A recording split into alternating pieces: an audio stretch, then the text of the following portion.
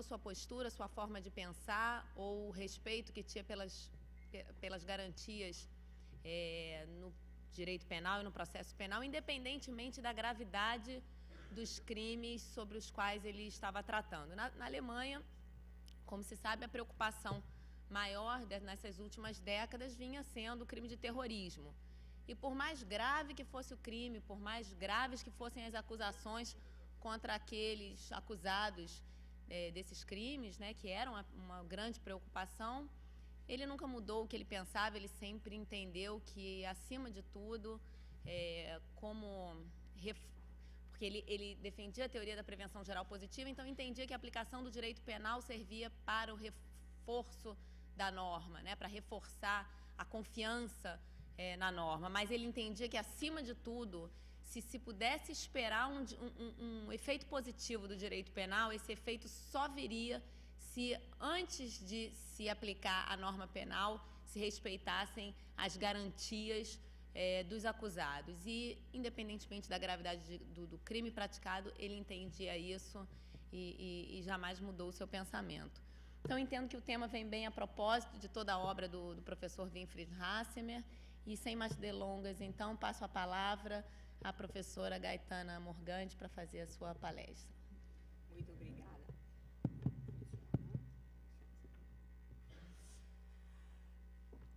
Antes de iniciar este relatório sobre um assunto tão importante como a proteção dos direitos fundamentais na lei italiana, eu queria agradecer ao professor Juarez Tavares por me permitir participar nesta prestigiosa conferência em honra do professor Hassemer, que eu mesma tinha a honra de conhecer, estudar e também traduzir do alemão para o italiano, na época do meu intercâmbio de pesquisa em Friburgo, no Max Planck Institute para Direito Penal Estrangeiro e Internacional. E a doutora Maria Teresa Veltri, da Universidade de Roma III, para ter feito uma ligação entre mim e o professor Tavares, ela me ajudando como português, com resultados que espero possam ser compreendidos. O português, do portenhol do professor Munhoz Conde, o meu português. Abordar a questão da proteção dos direitos fundamentais na legislação italiana deveria significar resolver um problema já resolvido.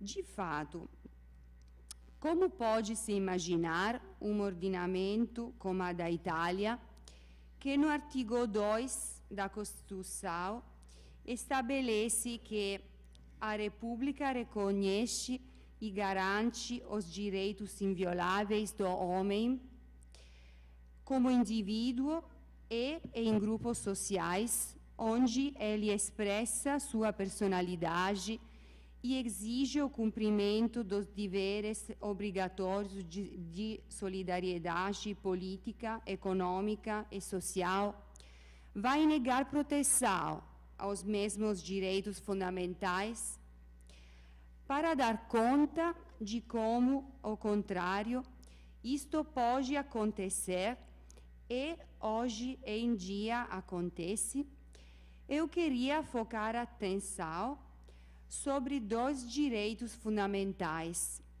o da liberdade e o da vida, e com base em alguns exemplos específicos, dividir minha apresentação em 3 partes mencionadas no título. 1, direito vigente. 2, lacunas de tutela. 3, perspectivas para a reforma. 1, direito vigente. 12 anos atrás, o atual sistema penal italiano introduziu, com lei número 228/2003, 2 crimes para punir as condutas mais graves que podem ser cometidos contra a liberdade humana. Escravidão, artigo 600, Código Penal, e tráfico de seres humanos, artigo 601, Código Penal.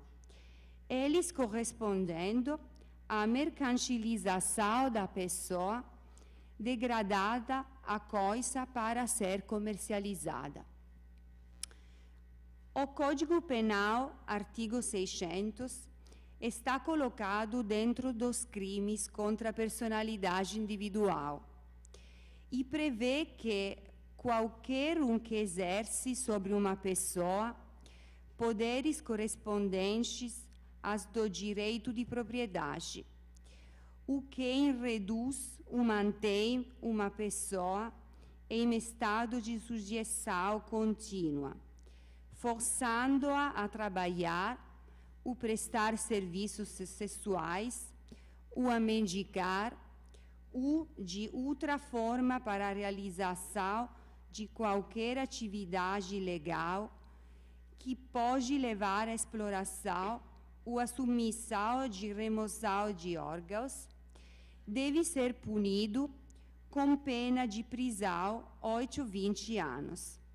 A redução ou a manutenção num estado de escravidão ocorre quando tal conduta envolve o uso de violência, ameaças, engano, abuso de autoridade ou de exploração de uma situação de vulnerabilidade, de inferioridade física ou psicológica, uma situação de necessidade ou pela promessa ou dando somas de dinheiro ou outras vantagens a quem tem autoridade sobre a pessoa.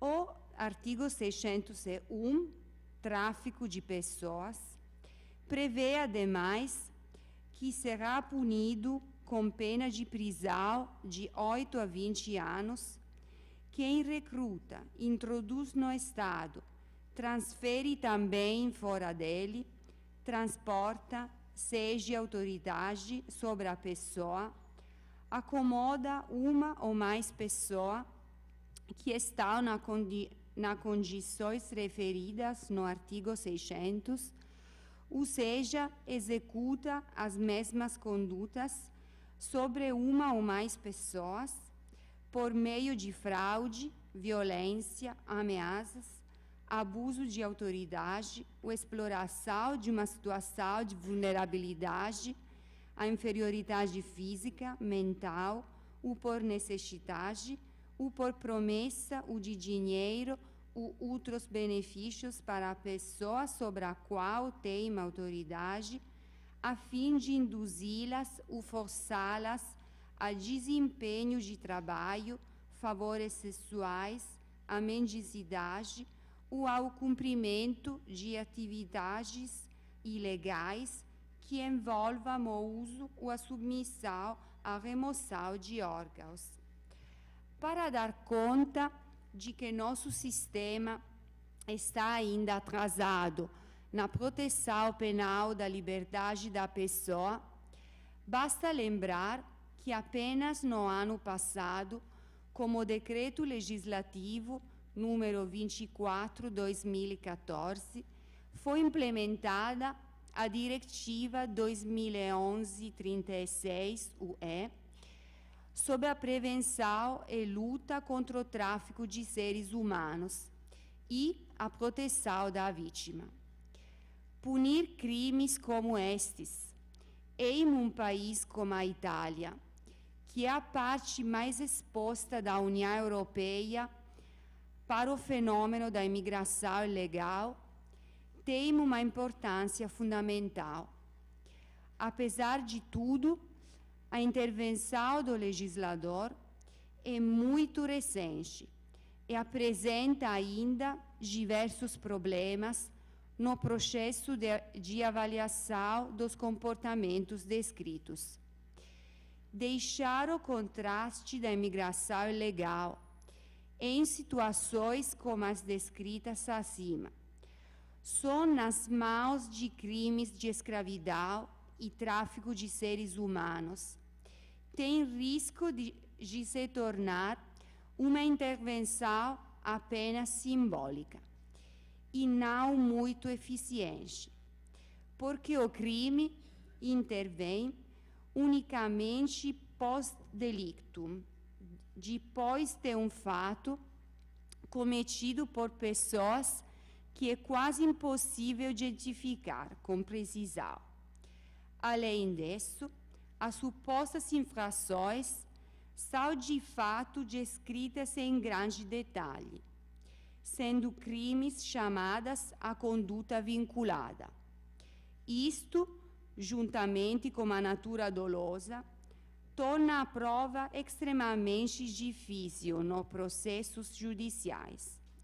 Ao invés, o sistema de luta à imigração ilegal deve ser coordenada com ferramentas eficazes de prevenção à origem desse fenômeno. Embora, como vocês sabem, a Itália encontra, sob o ponto de vista das instituições europeias, grande dificuldade em pensar que a de imigração ilegal é um problema supranacional e igualmente supranacional compartilhada entre todos os Estados, deveria ser a reação dos sistemas jurídicos. 2. Lacunas de tutela. Há um assunto que alimenta muita discussão na Itália, pois concerne, ao mesmo tempo, a questão da proteção dos direitos fundamentais da vida, da liberdade e da dignidade humana, e o tema da eutanásia. A questão foi suscitada em relação aos pacientes terminais e irreversíveis, especialmente sobre o reconhecimento a eles ou seus parentes próximos do direito de expressar o desejo de interromper o tratamento para o fim de uma vida que para eles perdeu qualquer significado. Em uma matéria tão delicada e importante, a Itália não tem disposição legislativa nenhuma ad hoc. A questão atualmente cai entre duas diferentes infrações do Código Rocco. Em primeiro lugar, cai no homicídio do consciente, sob o artigo 578 do Código Penal, que fala: quem causa a morte de um homem como consentimento dele será punido com detenção de 6 a 15 anos. Se aplicam as disposições relativas ao homicídio se o crime for cometido: 1. Contra uma pessoa com idade inferior a 18 anos.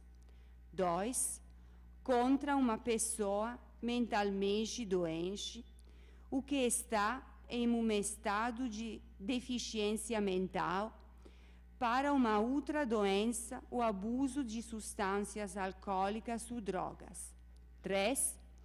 Contra uma pessoa cujo consentimento foi extorquido com violência, ameaça ou sugestão, ou levado por engano. Por outro lado, cai na instigação ou auxílio ao suicídio, ex-artigo 580 Código Penal, qualquer um que determine alguém o suicídio ou reforça ideia já existente de suicídio ou de alguma forma facilita a execução, será punido, se ocorre o suicídio, com pena de prisão de 5 a 12 anos. Se o suicídio não ocorre, será punido com pena de prisão de 1 a 5 anos, desde que os resultados da tentativa de suicídio comportem uma lesão corporal grave ou muito grave. Diante dessas lacunas na proteção, a jurisprudência de mérito e legitimidade resolveu desenvolver alguns princípios interpretativos. Quero lembrar apenas 2 dos casos mais famosos que envolverão a opinião pública italiana e internacional. Primeiro caso.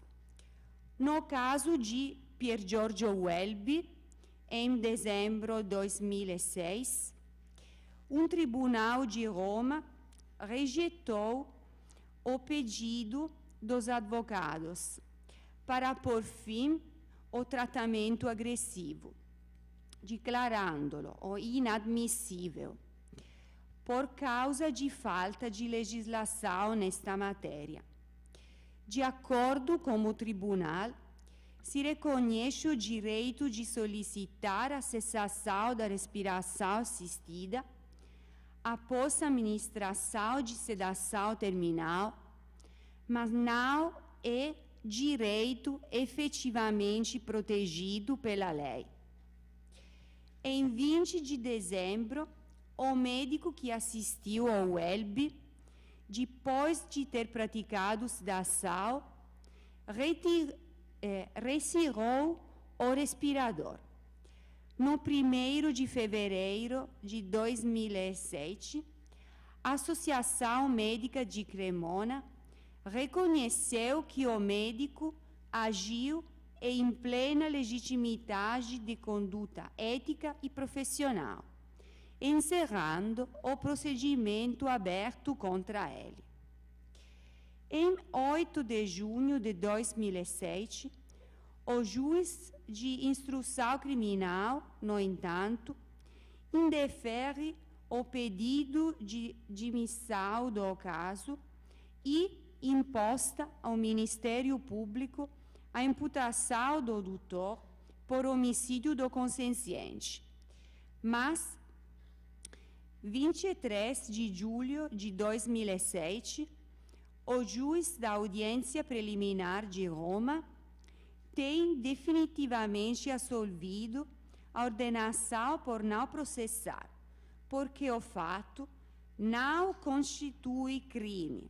No Código Processual Penal italiano, fórmula correspondente à falta de culpa na crença de direito do paciente a pedir para morrer, causa de justificação putativa na dogmática. Segundo caso, o caso de Eluana Englaro é mais complicado, porque, no entanto, o paciente não foi capaz de expressar um consentimento válido. O pai da Eluana, Beppino Englaro, em verdade, desde 1999, tinha pedido repetidamente para a suspensão judicial da alimentação artificial e dos tratamentos cujos sua filha estava sujeita, levando ao apoio de tal pedido várias testemunhas pelas amigas da filha, para demonstrar a incompatibilidade do estado em que ela estava e do tratamento de apoio forçado que deixava ela artificialmente sobreviver, ou seja, nutrição, hidratação, através de sonda nasogástrica, com suas crenças anteriores sobre a vida e a dignidade individual. Depois de vários pedidos rejeitados, até o 3º grau de julgamento, como a decisão número 20.748/2007, o Supremo Tribunal a italiana Corte di Cassazione, arquivou em data 16 de outubro de 2007, estabelecendo duas condições necessárias para permitir a interrupção da alimentação artificial. Que a condição de estado vegetativo é, de acordo com o julgamento clínico rigoroso, irreversível. E 2, que não há nenhuma base médica, de acordo com padrões científicos reconhecidos a nível internacional, que sugere a mínima possibilidade de alguma recuperação, embora fraca, da consciência e retorno a uma percepção do mundo exterior.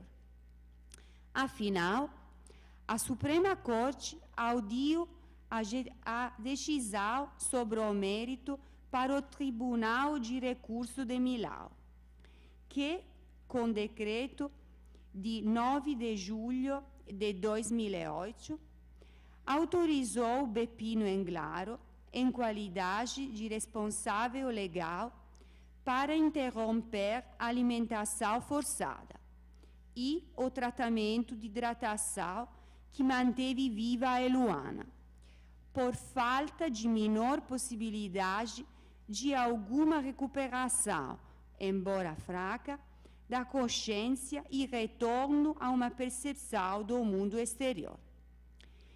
Em face a esta decisão, ambas as câmaras do Parlamento italiano votaram a favor da promoção de uma disputa jurisdicional contra a Suprema Corte, afirmando que a decisão de outubro de 2007 constituiu um ato substancialmente legislativo, inovador da ordem jurídica em vigor, assim como indicado pelo relatório da maioria da Comissão dos Assuntos Constitucionais, anunciado no 22 de julho de 2008.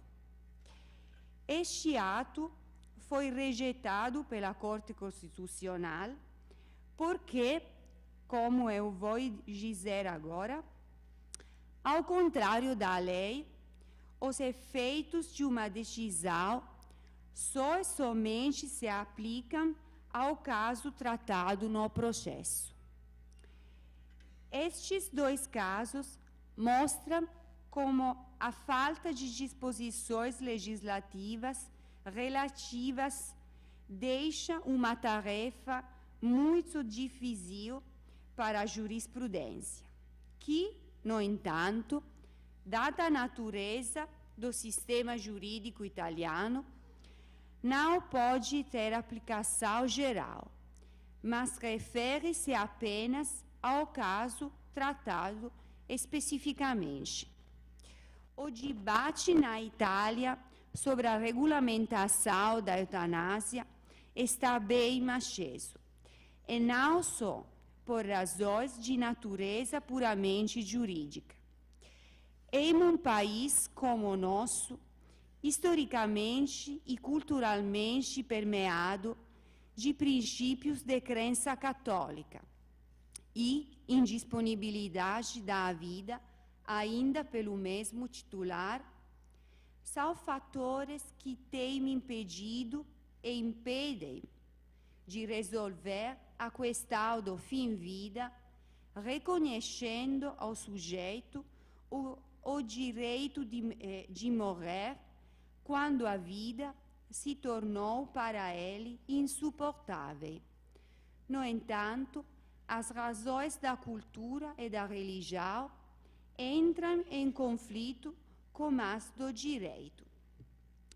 O artigo 32 da Constituição italiana afirma que a República protege a saúde como direito fundamental do indivíduo e interesse coletivo. Ninguém pode ser forçado a um tratamento médico específico, a menos que exigido por lei. A lei não pode, em caso nenhum, violar os limites impostos pelo respeito à pessoa humana.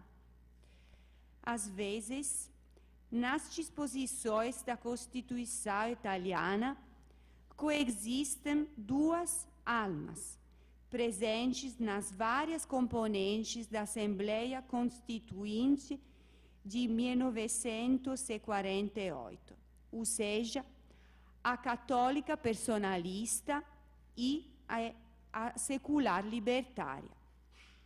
A proteção da saúde como direito fundamental e interesse coletivo reflete a ideia de indisponibilidade da vida ainda pelo mesmo titular. Porém, o segundo parágrafo nos lembra que o indivíduo não pode ser forçado para tratamentos médicos com violação dos limites do respeito pela pessoa humana. Agora, eu pergunto-me, como podemos definir o chamado tratamento agressivo para aqueles que não têm esperança nenhuma de recuperação? Proteção da inviolabilidade da vida ou violação dos limites impostos pelo respeito da pessoa humana? O debate está agora aberto na comunidade católica, como mostrado pelo chamado testamento espiritual do cardeal Carlo Maria Martini, que morreu aos 75 anos de doença de Parkinson, e que, no livro publicado postumamente, Acreditar e Saber, Credere e Conoscere,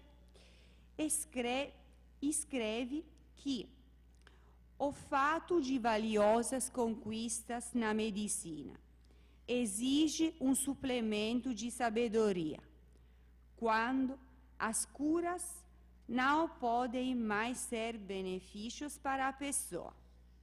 O tempo nos dirá se e como intervir nesta matéria, até hoje tratada caso a caso, por jurisprudência, médicos e especialistas de bioética, e com soluções sempre diferentes.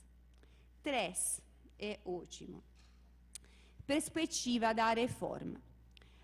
Para terminar com uma área em que a legislação italiana tem lacunas de proteção, mas também perspectivas para a reforma, quero me concentrar sobre o crime de tortura.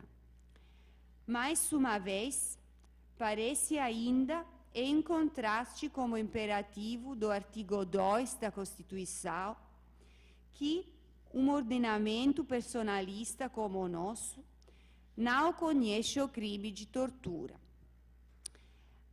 Mas é assim mesmo, aliás, era, assim sendo que foi dada aprovação, em abril desse ano, do projeto de lei que introduz o crime de tortura. Na verdade, a intervenção do legislador italiano é derivada por execução da decisão Cestaro contra Itália, feita pela Corte Europeia dos Direitos do Homem, que de fato condenou a Itália por violação do artigo 3 da Convenção Europeia dos Direitos Humanos, para os eventos que ocorreram em 2001, durante o G8 em Gênova.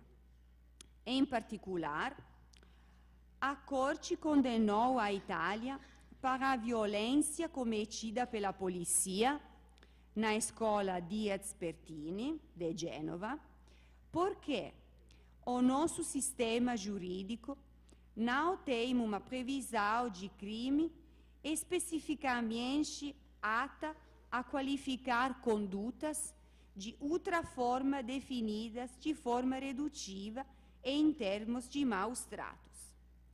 O projeto de lei, aprovado pela Câmara dos Deputados em abril de 2015, é atualmente sob avaliação ao Senado há pouco tempo, focada sobre a introdução do crime de tortura na lei italiana.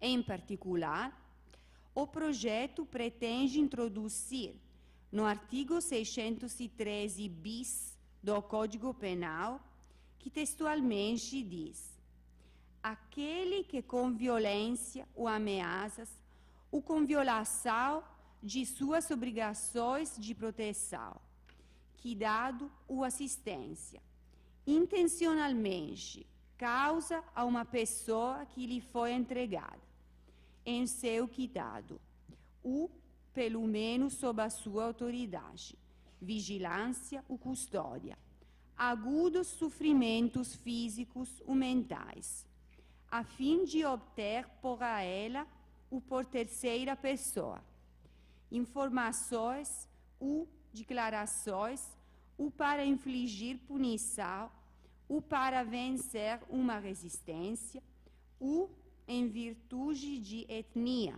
orientação sexual, ou opiniões políticas ou religiosas, deve ser punido com pena de prisão de 4 a 10 anos, agravada pelo fato de que é um funcionário público, agindo em violação de deveres ou abuso de poderes inerentes à sua função. A redação do crime de tortura, como previsto na proposta de lei discutida em 10 de julho, leva um problema enorme na Itália. A definição dos limites aos poderes da polícia durante os momentos que necessitam de uma intervenção repressiva.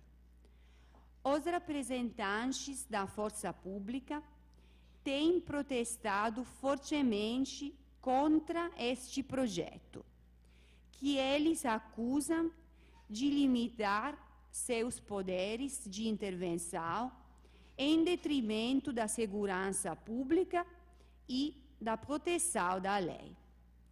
Na realidade, a questão é ainda mais complicada, porque envolve, em termos formalmente similares aos que já vimos falando de eutanásia, a questão de equilibrar interesses concorrentes, tutela da ordem e segurança pública e tutela da garantía dos suspeitos, problema que envolve todas as fases da aplicação do direito penal, a partir da investigação, como o caso do G8, para a execução da pena de prisão, sobre a violação dos direitos dos detidos e as condições das prisões italianas.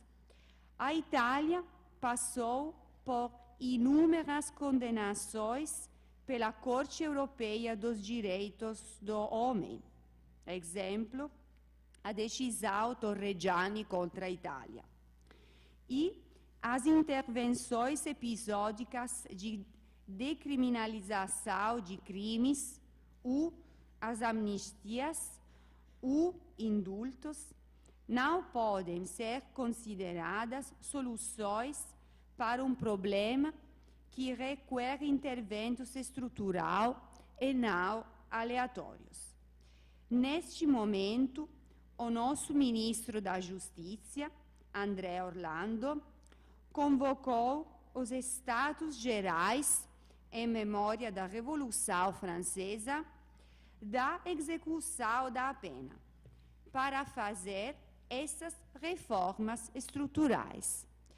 Mais uma vez, vamos ver o que será o resultado da intervenção de reforma e os seus efeitos sobre o equilíbrio difícil entre poderes, autoridade e direitos dos réus, o qual não é porque estatal ou suspeitado tal que deixa de ser uma pessoa.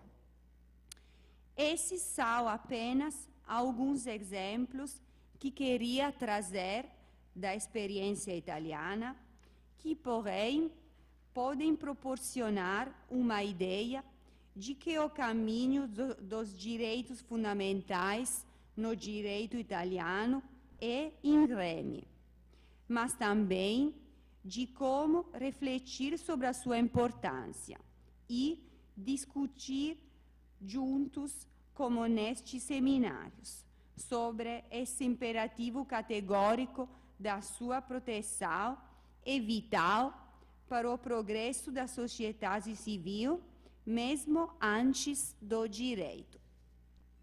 Agradeço pela atenção e muito obrigada.